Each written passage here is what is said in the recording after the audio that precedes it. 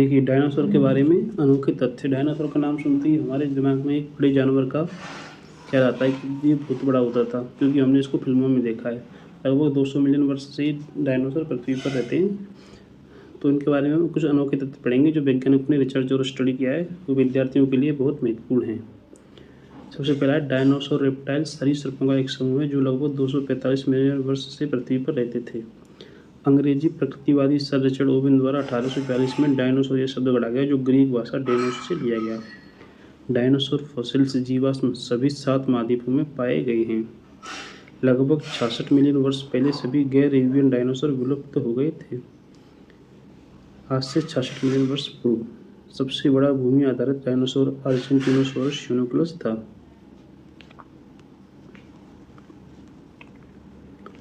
उसके बाद है, पहले डायनासोर का नाम था मेगालोसोरस। डायनासोर में डेनोस का मतलब होता है भयानक रूप से, मानो साउरुस का मतलब होता है छिपकली, यानी भयानक छिपकली। ये होता है डायनासोर का मतलब। वैज्ञानिकों का मानना है कि डायनासोर प्रजातियों में पंख थे।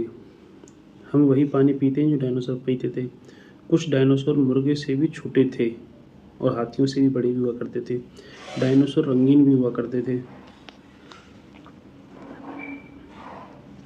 ऐसा माना जाता है कि कुछ बड़े डायनासोर लगभग 100 साल तक जीवित रह सकते थे।